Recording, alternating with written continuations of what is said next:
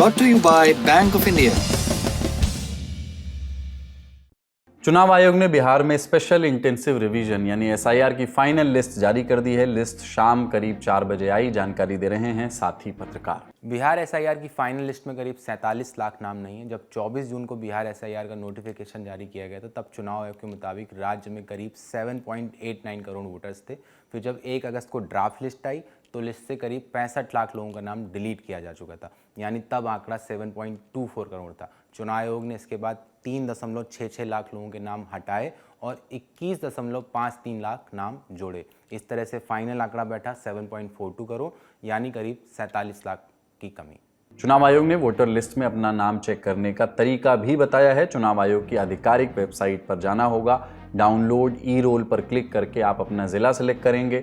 आगे की प्रोसेस आपको अपनी स्क्रीन पर इस समय दिख रही होगी। आपको मालूम ही है कि बिहार में एसआईआर की प्रक्रिया जून महीने के आखिर में शुरू हो गई थी, कुल 7 करोड़ 24 लाख लोगों के लिए। विपक्षी पार्टियों ने इस पर आपत्ति जताई थी, कहा कि ये लोगों का मताधिकार छीनने की कोशिश है, लोगों को लिस्ट से बाहर करने की कोशिश है। मामला सुप्रीम कोर्ट पहुंचा, जहां विस्तार से हुई सुनवाइयों में आधार कार्ड को भी एक सबूत के तौर पर, दस्तावेज के तौर पर शामिल करने पर चर्चा हुई, क्योंकि एसआईआर के लिए जरूरी 11 दस्तावेजों में आधार कार्ड को शुरू में शामिल नहीं किया गया था। विपक्षी पार्टियों ने इसे एक बड़ा मुद्दा बनाया। बाद में सुप्रीम कोर्ट ने चुनाव आयोग को आदेश दिया कि आधार कार्ड शामिल किया जाए। इस बीच बिहार एसआईआर की एक ड्राफ्ट लिस्ट जारी हुई, जिसमें 65 लाख लोगों के नाम काटे गए थे।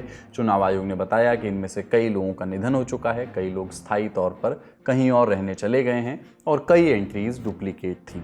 पूर्व गृह मंत्री और कांग्रेस नेता पी चिदम्बरम का एक बयान चर्चा में है। बयान मुंबई में 2008 में हुए हमलों को लेकर है। चिदम्बरम ने एबीपी न्यूज़ को दिए इंटरव्यू में कहा कि मुंबई आतंकी हमले के बाद मेरे मन में भी बदला लेने का ख्याल आया था, लेकिन उस वक्त की कांग्रेस सरकार ने सैन्य कार्रवाई न करने का फैसला लिया।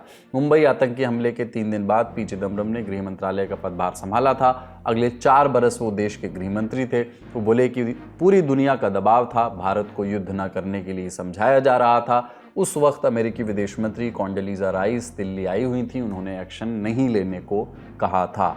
चिदम्बरम ने कहा कि उस वक्त विदेश मंत्रालय का मानना था कि सीधा हमला नहीं करना चाहिए, जिसके बाद सरकार ने कार्रवाई न करने का फैसला लिया। चिदम्बरम के इस बयान पर भाजपा के नेताओं की प्रतिक्रिया आई। कांग्रेस पर देश को गलत तरीके से हैंडल करने का आरोप लगाया। केंद्रीय मंत्री प्रहलाद जोशी ने एक्स पर लिखा, 17 साल बाद पूर्व गृह मंत्री पी चिदम्बरम ने वही कबूला है जो देश जानता था। 26/11 आतंकी हमले को बाहरी दबाव के चलते ठीक से हैंडल नहीं किया गया। अगली सुर्खी, लंदन में महात्मा गांधी की प्रतिमा को नुकसान पहुंचाने की घटना हुई है। लंदन के टेवीस्टॉक स्क्वायर में लगी उनकी मूर्ति पर आपत्तिजनक ग्राफिटी लिखी हुई मिली। मामला सामने आते ही लंदन में मौजूद भारतीय हाई कमीशन हरकत में आया। तोड़फोड़ की शिकायत स्थानीय अधिकारियों से की। हाई कमीशन ने घटना की निंदा की। कमीशन ने एक्स पर लिखा, ये केवल तोड़फोड़ नहीं है, बल्कि अंतर्राष्ट्रीय अहिंसा दिवस से 3 दिन पहले अहिंसा के विचार और महात्मा गांधी की विरासत पर एक हिंसक हमला है। उच्चायोग के अधिकारी मौके पर मौजूद हैं। चीजें ठीक करने की कोशिशें की जा रही हैं।